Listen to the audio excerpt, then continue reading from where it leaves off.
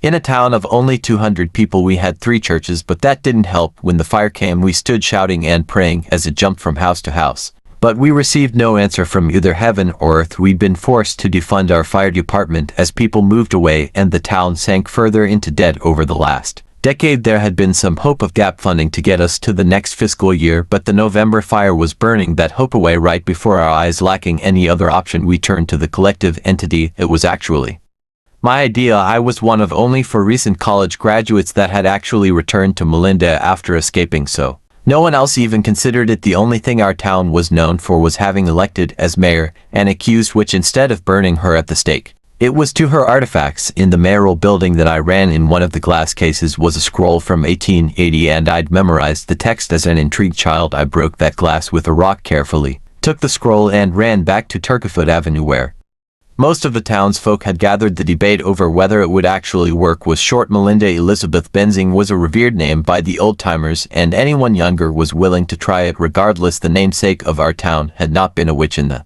sense that she trafficked with Satan or demons. Indeed, she claimed those evils didn't even exist. Instead, she'd been some strange sort of purveyor of very real human energies, and that was the primary power in the scroll. According to the text, if we overlaid our hands in a very specific tessellating pattern and all held the same thought in our heads, we could give our support and willpower over to a collective entity born of us. By haunting firelight fueled by the homes and possessions of our community, we swallowed down our trepidation at the strange ritual and stood in the middle of Turkeyfoot Avenue in the manner described. It needed to work. It had to work. That night I saw fear in the eyes of my neighbors, and for once I understood what it meant to be a part of a place like my friends. I dreamt of escape, but they'd had the money to actually do it. My life therefore was on the line just as much as any of these people. I gave my willpower, and shockingly I felt it drain forward through my arm. Our tightly patterned knot of people began to glow. Subtle light passed through our arms, flared in our fellows, and continued on stronger. As it reached the front, old man McCree gasped. The sum total pushed out through his chest and he fell. No one ran to him, for all eyes were on the white glare floating slowly away from us. I shouted, "The fire! Think about the fire!" As one we sent out our hopes to it, and it began to ascend. It began to take shape. Flowing white robes, a golden halo, a benevolent face. It floated up and over the burning houses. It spread massive ivory wings. Then rain began to fall, but not from the sky. From beneath those spread wings, little by little, flaring pillars of orange dimmed to embers, and then went dark. We stared in amazement at the being that we'd created. It had actually worked. I'd once seen the ghostly Indian warrior on Turkeyfoot Creek Bridge when I'd been 10, so I knew the supernatural was at least somewhat real, but it absolutely astounded many of the others. It's exactly as I imagined it. One of the older women said in awe. Another agreed. Me too, it's an angel. Yet another added, meanwhile the other 3 college grads, and I rushed down to check on old man McCree. He was fine, but his hair had stood up straight on end, and touching him gave us static shocks. He stared at us with wide eyes and insisted he was all right, and that we needed to let him alone. The sky over our homes was dark again, and the heat of the fire had faded, so the chilled townsfolk began to disperse. The 4 similar of us were left to go to Copper Bar and Grill and have a drink in startled silence. The bartender arrived shortly after us and served us with very few words before heading into the back. Ryan, Lily, and Courtney sat with me at a table. I knew Ryan from our K-12 school, and he'd always been a loudmouth meathead type, but now he had nothing to say and sat over his beer staring at the table. Lily was our town's token goth and had never fit in with our staunch conservative atmosphere, yet she'd had participated in the ritual. Her father's house had been next in the line of fire, and it had been saved. She broke the silence by saying, "How the hell did that actually work?" I didn't know Courtney well. She'd been a late transfer to our town because of her family moving in, and then she'd gone off to college pretty quickly. "It's this town," she told us quietly. "Something like that would never have worked in a big city. You got 100% of the people here to band together, and that's impossible anywhere else." That was an interesting point, I responded. "So people would never believe us even if we tried to tell them?" She nodded suddenly. Ryan slowly lifted his head. He hadn't heard us. Instead, he said, "This is it. This is how we fix things."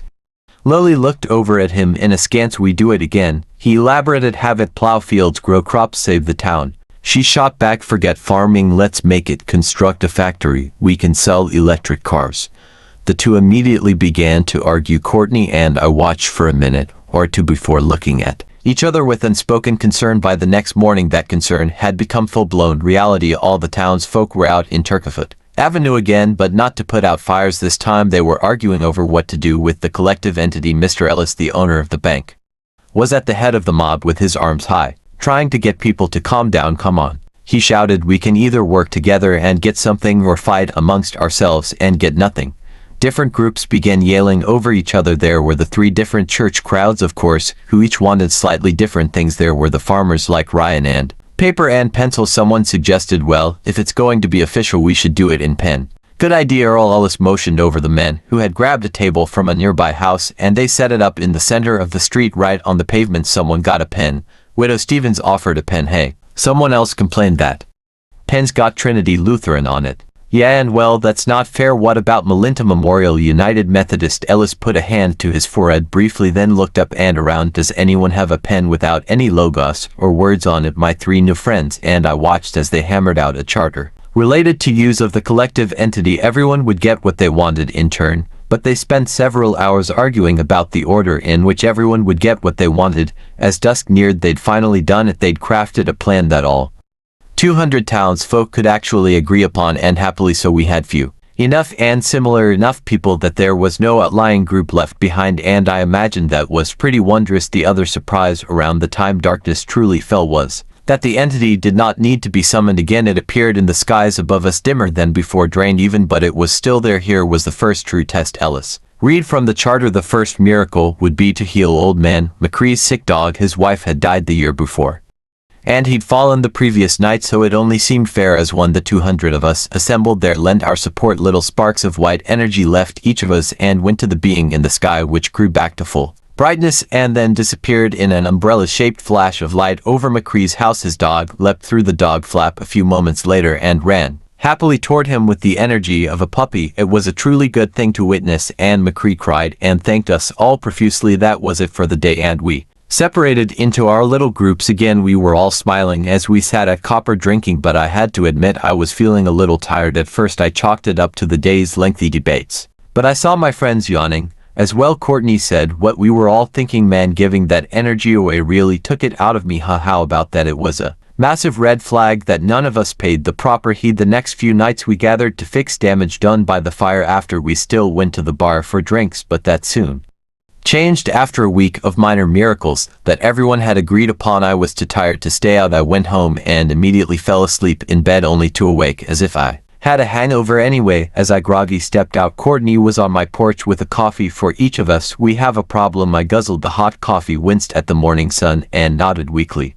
There were already others gathering on Turkeyfoot by the time we walked there. They were tired too, and much worse for the wear because they were older than us. Mr. Ellis was there with bags under his eyes and holding a discussion. He waved Courtney and me over as soon as he saw us. Now here they are. Hey kids, you look better than we do, but is it safe to say you're feeling under the weather too? We nodded. Definitely. Well then, it's no mystery what's happening. He sighed. What we give to the angel does come at a price. It ain't free, therefore we're going to have to hammer out some sort of payment plan. A few tired folk laughed, since Ellis was the town banker, but he hadn't been making a pun. Look, he said, you young ones bear it easier than us, so it's going to come harder on you no matter how we slice it. Courtney, you work the quick stop, don't you? She narrowed her eyes. Yeah, why? Well, how about you forget that and just spend your days eating and exercising and generally getting well? He looked at me. You two what, like quit our jobs? I asked, a little incredulous. You're still working?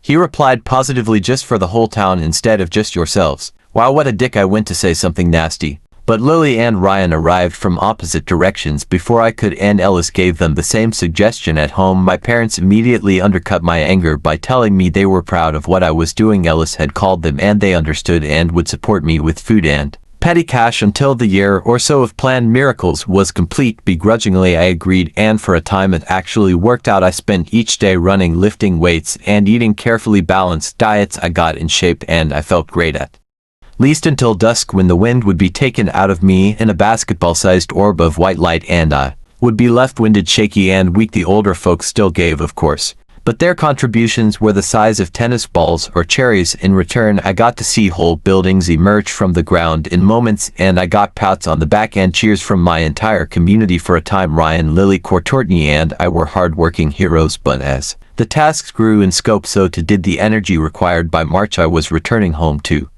alternately guzzle Gatorade and throw up for hours. I didn't want anybody to see me struggling, least of all my parents, but I was reaching my breaking point. Not only was I physically ill every night, I hadn't had time for a social life in months, and I was beginning to feel cooped up in a prison with no walls. When that dusk finally came that I had to hold up my hands in defeat and say I couldn't give, everyone else had gotten used to our new prosperity. Next to me, Courtney held her sides and nodded to wordlessly, agreeing that she also needed a break. Ryan's dad was there with a firm grip on his son's arm. They've pushed back our miracle nights for emergencies too many times. Our fields need fertilized. They can't just be left to dry out. It's fine, Ellis said to everyone. We can all give a little more now and then, can't we? They couldn't. They got the mundane miracle done that night, but it eviscerated the older folks, sending them to their beds. For the entire next day they hadn't realized how onerous the burden had become, but strangely they weren't more appreciative. The next evening I was feeling a tiny bit better, but they were sick and confused and angry. I tried to tell them, don't you see how hard we have to work to support all this for you?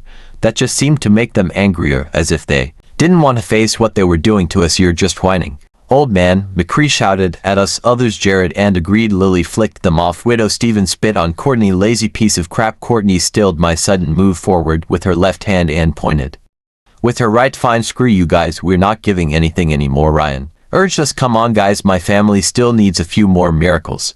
And how about the schedule changes on that? I asked him. Isn't it funny that they've spaced out what your farm needs until the very end, almost like they made it so you have to be on their side? He remained quiet, but fuming. Ellis's face seemed to change. Then I didn't want to have to do this. He motioned toward us and our two local cops started moving. Seriously, I shouted at him. Even as Courtney, Lily and I backed up, the town needs these miracles, he proclaimed, or else it'll die. You're putting us all in danger with your selfishness. I looked around for recognition of the absurdity of what he'd said, but the townsfolk were all of one face, angry. My parents were among them, glowering at me with fire. I looked to Courtney and Lily. Our community had made one mistake in assigning us our duties. We were fitter than ever, so we ran. The cops tried to get after us, but they had no idea how fast we'd gotten. They tried to chase us a bit, but by the time they gave up and returned to their car, we were long gone. We broke into a house, gathered clothes, bags, and food, and took to the open fields and forests around town. From there we watched. Our first fear was that they would use the angel to find us or punish us somehow. We watched from deep in the trees that evening when they shouted for retribution. The angel darkened, not dimmed, but darkened, glowing gray rather than white. Fearful, our neighbors rapidly returned to the charter schedule, but the figure in the sky remained gray. Nevertheless, seemingly overnight, Melinda changed. Where once we'd been a friendly scattering of houses, churches, a movie theater, and a bar, we were now a territory under siege. Bands of townsfolk gathered together and searched the woods each night for us, at first with just flashlights,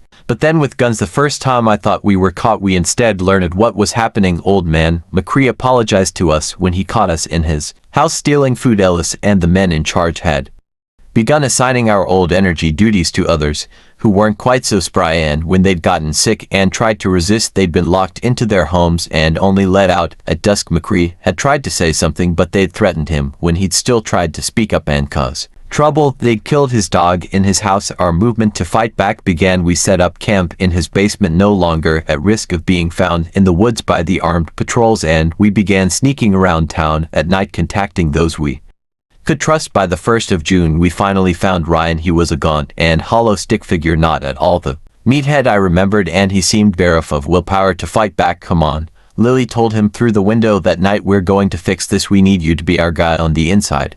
He nodded weakly and blood leaked from his nose. That night we watched the gathering from McCree's upper windows. The angel's robes had turned black and its face was neutral, sour rather than benevolent. Men with rifles slung over their shoulders held Ryan on his feet, and his contribution was a ball of gray light about the size of a car. He passed out after giving, and they carried him away along with several other horrifyingly thin older men and women and their miracle that night, a bigger bank building to handle the increased finances flowing into Melinda, or so Alice said. Another emergency the next morning. 3 haggarded men and 1 tired woman showed up in the proper spot in the woods. Ryan had told them he'd done as we'd asked from them. We learned where the patrols would move the next night, and we staged our first ambush to capture guns. The men were weak and hardly put up a fight. They were only dangerous because of their weapons. Ellis was taking more and more every day, leaving them sick and feeble, but he'd also purchased a shipment of more dangerous weapons and armed his Closest men by August. The evening ceremony became an army-defended fortress we couldn't even approach to watch. On the 5th of August they took my parents, previously hurting.